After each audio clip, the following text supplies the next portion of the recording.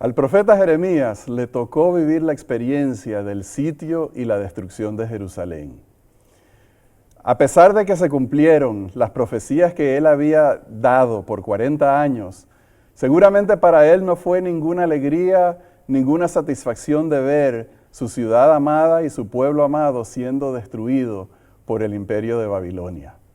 Fueron tiempos difíciles, tiempos muy tristes. Y eso lo vamos a estudiar en la lección de hoy. Y esperamos, a pesar del tema difícil, encontrar pasajes que nos informen espiritualmente y que sean una bendición para nosotros. Hola, mi estimado colega Johnny, ¿cómo estás? Contento de estar contigo, Rafael, pensando en nuestro hermano Jeremías. Y lo curioso que es que tener razón le resultó una maldición. Sí, qué terrible, ¿no? Que Dios nos ayude, porque Amén. Él cumplió su propósito. Oremos. Ayúdanos, Señor, a cumplir el propósito tuyo en nuestras vidas. No importa las consecuencias personales y el pago y el precio que tengamos que ejecutar. Que podamos nosotros ser firmes y no pusilánimes, como aquellos que no buscan tu justicia, como los reyes que te ignoraron. Gracias porque nos da la Escritura que nos recuerda la manera de servirte. Ayúdanos a imitar a Jeremías y a hablar y vivir como Jesús. En Amén. su nombre oramos. Amén. Amén. Amén. Durante el tiempo del ministerio del profeta Jeremías en Jerusalén, el profeta Ezequiel estaba en el exilio en Babilonia y Dios le dio a él una revelación acerca de las condiciones espirituales en la ciudad de Jerusalén. Vamos a ir al libro de Ezequiel, el capítulo 8 y los versículos 9 y 10, para ver parte de la revelación que Dios le dio a Ezequiel en este sentido. El versículo 9 dice: me dijo luego, entra y ve las malvadas abominaciones que estos hacen allí. Entré pues y miré y vi toda forma de reptiles y bestias abominables. Y todos los ídolos de la casa de Israel que estaban pintados por toda la pared en derredor. Johnny, esto es una descripción increíble acerca de la condición en la que estaba el santuario, o sea, la casa de Dios. El Señor dice allí que habían todo tipo de animales abominables. Yo no creo que literalmente se refiere a verdaderos animales. ¿Qué piensas tú que significa esto? Este mensaje lo vemos en el Nuevo Testamento también, cuando el Señor le da la visión a Pedro para que entendiera cómo Dios había limpiado a los gentiles y los consideraba también como los israelitas. El hecho de ver los reptiles y verlos allí pintados en el templo era semejante a la visión que tuvo Pedro. Es decir, los judíos, practicando al igual que los adventistas, pero con una visualización más intensa que los adventistas, visualizaban los alimentos inmundos, los alimentos del cerdo y los reptiles y todos los alimentos que no se consumen, carnes inmundas, como fuente de contaminación espiritual y moral. Y esta contaminación de pecado de una manera física y moral era simbolizada por los reptiles. Y esto es lo que ve el hermano Ezequiel y se horroriza porque simbolizaba y representaba la maldad del pueblo que se habían convertido en esos animales inmundos y los tenían en el templo mismo. Sí, una descripción terrible, abominaciones malvadas. Eso era lo que veía Dios cuando miraba en su templo y miraba en su ciudad.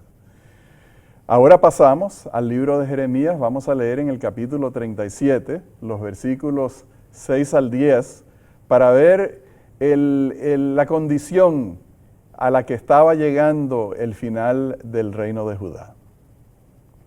Versículo 6, entonces vino palabra de Jehová al profeta Jeremías, diciendo, así ha dicho Jehová, Dios de Israel, que digáis al rey de Judá, que os envío a mí para que me consultareis.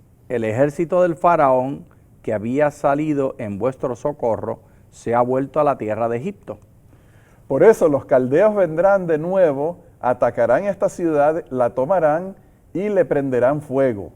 así dice Jehová, no os engañéis a vosotros mismos diciendo, sin duda los caldeos se irán ya de aquí, porque no se irán, porque aún cuando derrotaréis a todo el ejército de los caldeos que pelean contra vosotros, y solamente quedaran de ellos algunos hombres heridos, cada uno se levantará de su tienda para prender fuego a esta ciudad.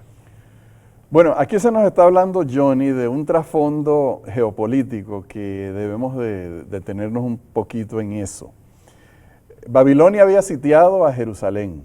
Y tal vez debemos explicar qué quiere decir sitiar.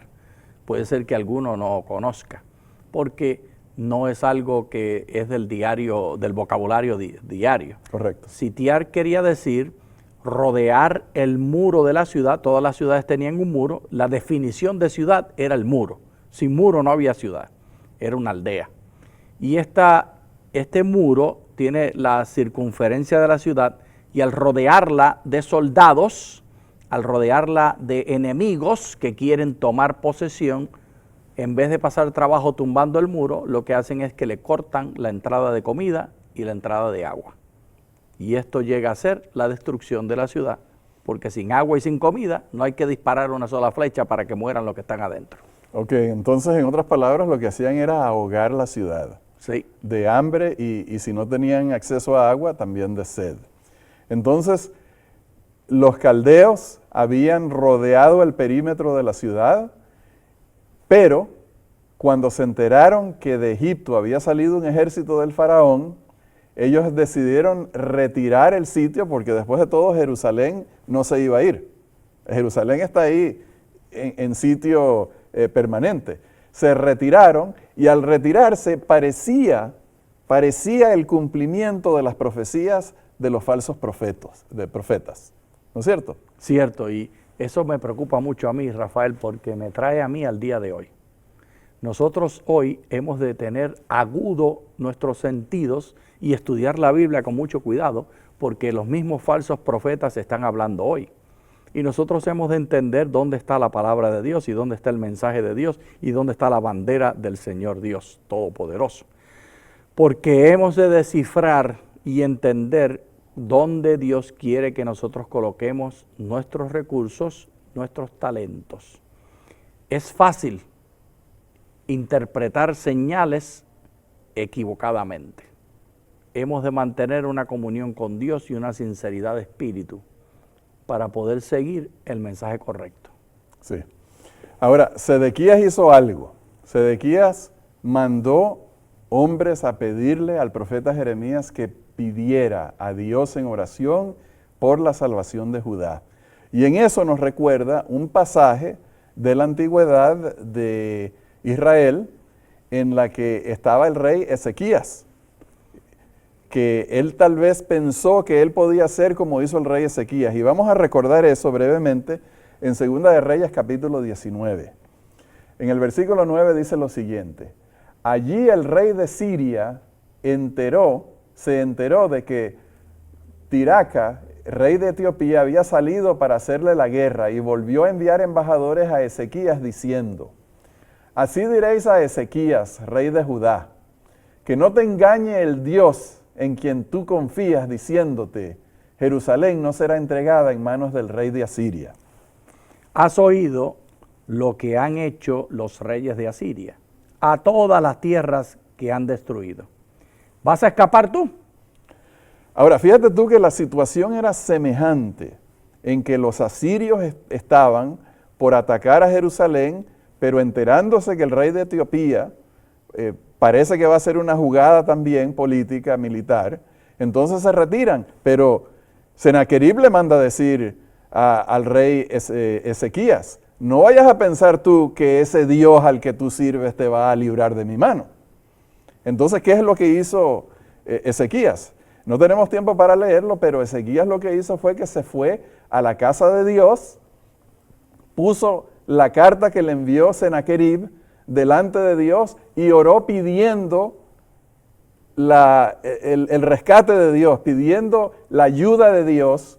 Y entonces el profeta Isaías vino hacia el rey Ezequías y le dijo: no temas, que Dios está contigo y Dios te librará de la mano de Sennacherib. Y dice el relato bíblico que en esa noche Dios envió su ángel y mató a 185,000 soldados del campamento asirio.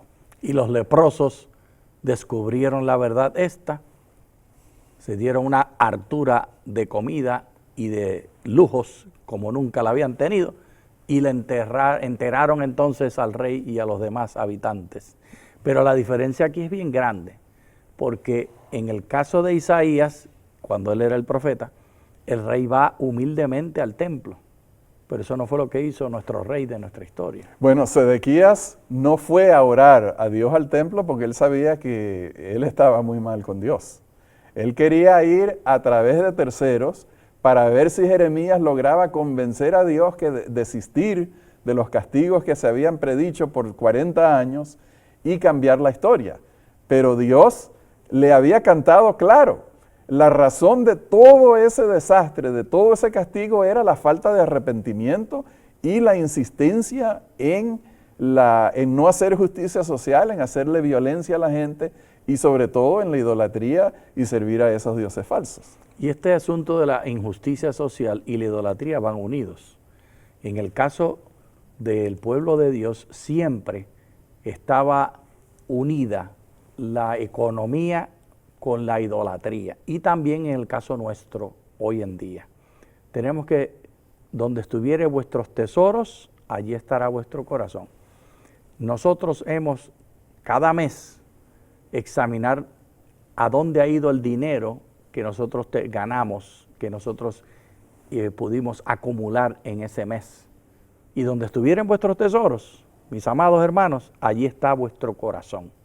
Si no está en las cosas de Dios y en las cosas que Dios desea y que Dios nos comandó a hacer, entonces estamos sirviendo a los ídolos.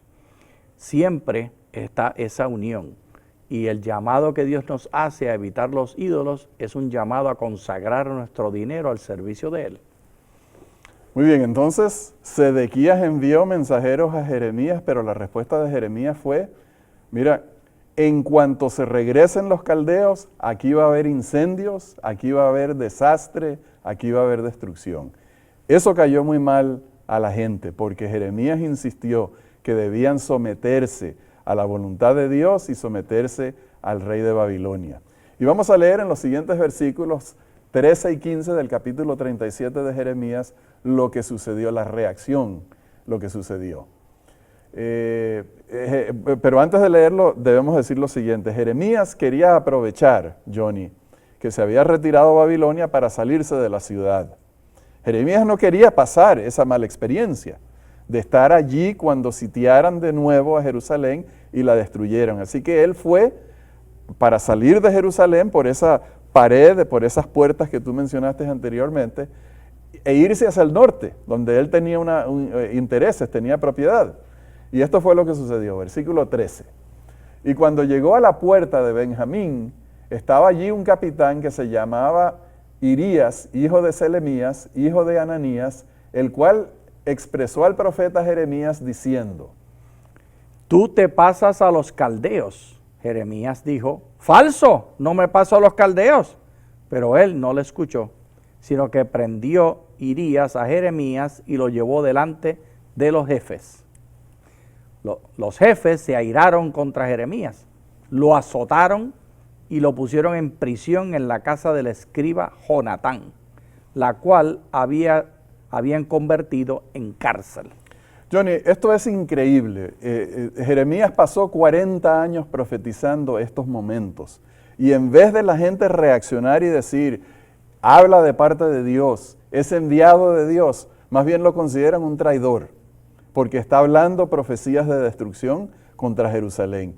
Y este llegó a ser uno de los momentos más oscuros, más difíciles en la vida de Jeremías, donde lo agarran, lo azotan, y nos podemos imaginar que eso fue una paliza horrible que le metieron. No hay paliza bonita, Rafael, me imagino yo.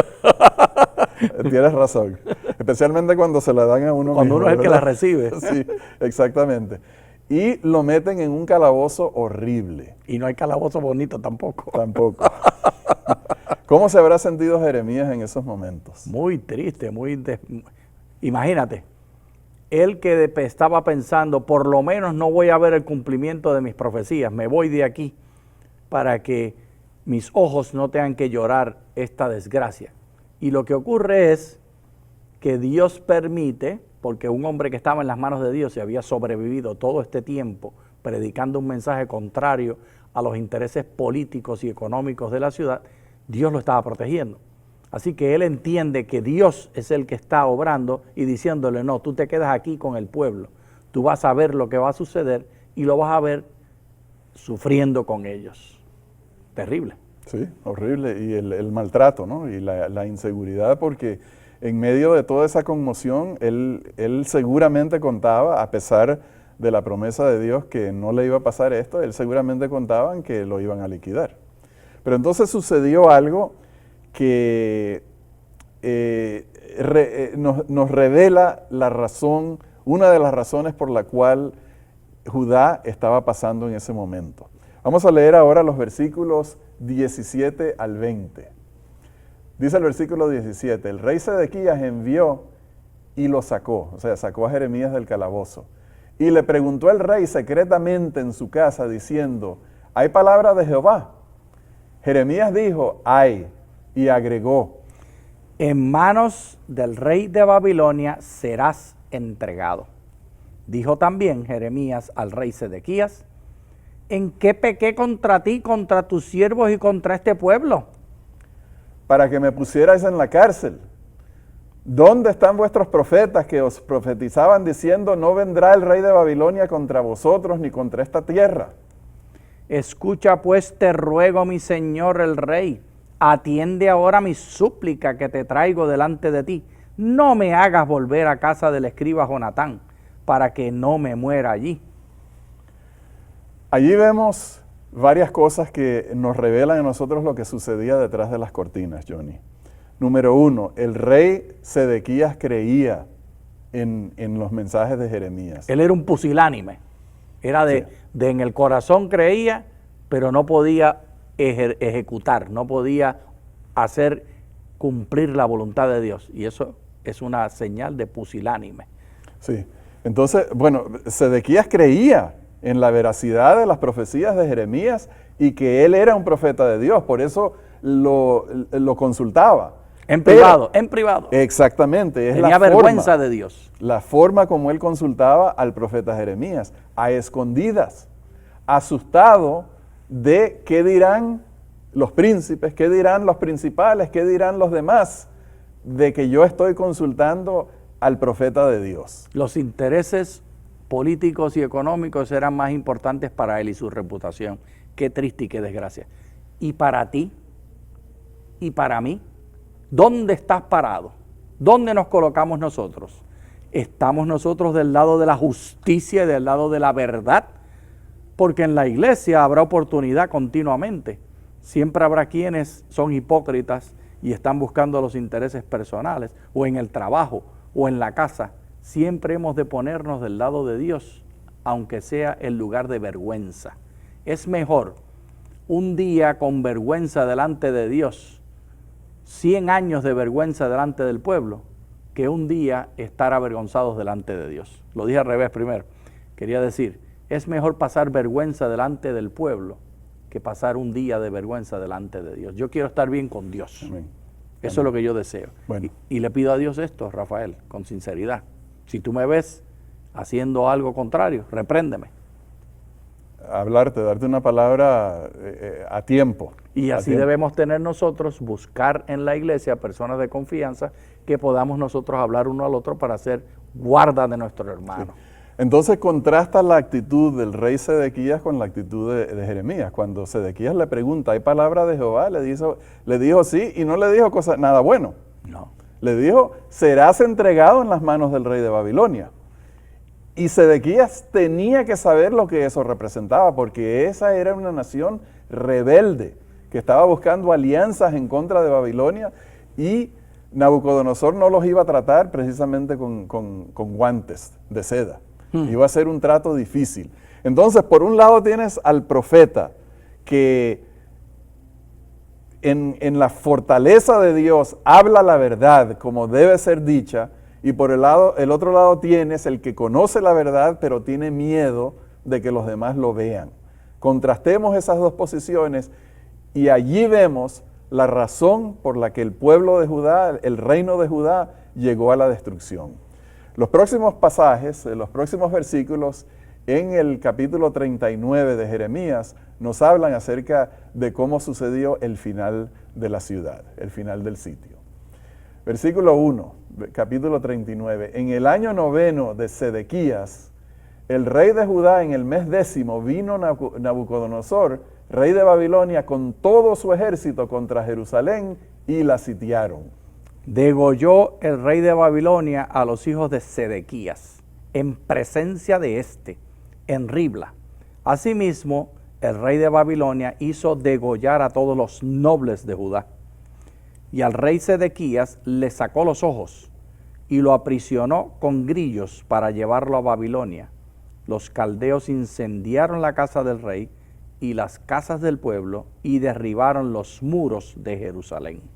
Johnny, uno no puede dejar de sentir emoción, tristeza, quiero decir, dolor, leyendo estas palabras. La destrucción de Jerusalén innecesaria, incendiar las casas, incendiar la ciudad, destruir el templo, matar a tantas personas, acabar con la dinastía davídica, porque ese fue el fin de la dinastía davídica, y llevarse a la gente en exilio y pensar, Johnny, que todo eso se pudo haber evitado. Lo maravilloso es que hay un Redentor que se llama Cristo Jesús, que resucita la dinastía davídica y nos hace a nosotros participantes de ella. Y tú y yo nos convertimos en reyes y en reinas, porque la dinastía davídica era solo de hombres y las mujeres estaban excluidas. Pero nos dice el escritor bíblico, el apóstol, el gran líder de la iglesia cristiana, Pedro, que las mujeres y los hombres somos reyes y somos sacerdotes en la casa de Dios. Y la dinastía davídica es resucitada en Cristo Jesús y nosotros nos convertimos en parte de ella. Hay que decir algo positivo porque esto está demasiado deprimente. Sí, es demasiado triste y sí, afortunadamente el estudio de esta semana, la lección de esta semana termina en una nota positiva, porque después de que Nabucodonosor tomó posesión de la ciudad de Jerusalén y la destruyó, él sabía ya de antemano quién era Jeremías. ¿Cómo trató a Jeremías? Lo trató como no trató a ninguno otro de ese pueblo. Le preguntó qué deseaba él hacer. Imagínate, el conquistador preguntándole al conquistado qué desea. Está mostrando una deferencia que lo pone a él en un lugar de preferencial. Y le dice, ¿quieres quedarte aquí? Yo te dejo a un comandante para que esté contigo, o te quieres venir a Babilonia, donde te voy a tratar con todas las de la ley, dándote todos los beneficios. Le dio a escoger. ¿Y qué escogió Jeremías? Quedarse con el pueblo. Quedarse para ayudar. Él sabía que los babilonios, mejor dicho, los exiliados, tenían ya profetas, Ezequiel, Daniel, otras personas, líderes del pueblo de Dios, que servirían de estímulo, de ayuda para ellos. Pero atrás quedaban personas que no tenían ningún ánimo. Jeremías se quedó. Y yo me imagino que parte del asunto es que el hermano Jeremías le zumbaba en los oídos las palabras de que él era un cobarde que había traicionado al pueblo. Y él está pensando, si yo me voy para Babilonia y allá me tratan bien y tengo los mejores intereses, mientras el pueblo de Dios ha sido destruido y aquí están solos, mejor me quedo con ellos y me identifico con ellos para mostrarle que yo no soy un traidor. Sí. Eso le hirió el orgullo. Bueno, es un buen punto, porque Dios no le pidió a él que se quedara, continuar el sacrificio, porque uno pudiera decir, ahora es mi momento de recompensa y vivir en lujos y vivir bien bajo los favores de Nabucodonosor. Él se quedó, se sacrificó a sí mismo, dio más de sí. Y vamos a concluir con el pasaje que se encuentra en el capítulo 29, un pasaje que ya hemos leído y que es sumamente hermoso y vale la pena volver a leer. Comenzamos con el versículo 10. Porque así dijo Jehová, cuando en Babilonia se cumplan los 70 años, yo os visitaré y despertaré sobre vosotros mi buena palabra, para haceros volver a este lugar. Porque yo sé los pensamientos que tengo acerca de vosotros, dice Jehová, pensamientos de paz y no de mal, para daros el fin que esperáis. Entonces me invocaréis, vendréis y oraréis a mí, y yo os escucharé. Me buscaréis y me hallaréis, porque me buscaréis de todo vuestro corazón. Seré hallado por vosotros, dice Jehová. Haré volver a vuestros cautivos, y os reuniré de todas las naciones, de todos los lugares a donde os arrojé, dice Jehová. Y os haré volver de donde os hice llevar. Qué palabras tan hermosas encontramos en este pasaje, Johnny. Yo pienso que las personas en el exilio llegarían al momento donde reconocerían sus pecados, reconocerían su responsabilidad y vendrían a buscar a Dios. No es una experiencia tan diferente a la que tuvo Pedro. Después de que Pedro negó a Jesús, Pedro tiene que haber dudado si Jesús lo iba a recibir de vuelta. Pedro tiene que haber dudado si la relación que él iba a tener con Jesús, aunque lo recibiera de vuelta, iba a ser la misma. Y aquí Dios les da la respuesta. Correcto. Lo triste, Rafael, las malas noticias son que el exilio babilónico produjo los fariseos. Es decir, de Baales, de construir Baales y de tener reptiles inmundos como símbolo en el templo, entonces convirtieron la misma ley de Dios en un ídolo y se convirtieron en fariseos. Porque ser fariseo es tener otro ídolo. El ídolo es la palabra de Dios. Eso es una contradicción grandísima. Sí. Cuando usted se entrega tanto al detalle de la palabra, olvidándose del amor y de los intereses de Dios. Pero no hay tiempo para hablar más de esto. Bueno, lo que lo hace fácil entender es la palabra fanatismo. Exacto. Exceso. Y concluimos con esas palabras hermosas. Dios les dijo, y ustedes van a volver y me van a buscar y me hallarán. Dios les dice, los voy a recibir. Los voy a aceptar cual padre del hijo pródigo. Los recibiré de vuelta a mí. Los abrazaré, los besaré en el cuello, les pondré un anillo en el dedo, calzado en los pies y vestido, y haremos una gran fiesta, porque ustedes regresarán a mí. Bien, apreciados hermanos, hemos llegado a la conclusión de la lección de hoy. Para la semana que viene tenemos la lección sobre el pacto. Vamos a concluir con una oración. Querido Padre Celestial, estamos agradecidos por el mensaje de esperanza de que si volvemos a ti, de cualquier lugar, de cualquier pecado, tú nos recibirás. Gracias por tu oferta maravillosa. Te recibimos, Señor, y aceptamos tu amor y gracia. En el nombre de Jesús. Amén. Dios les bendiga, apreciados hermanos. Muchas gracias.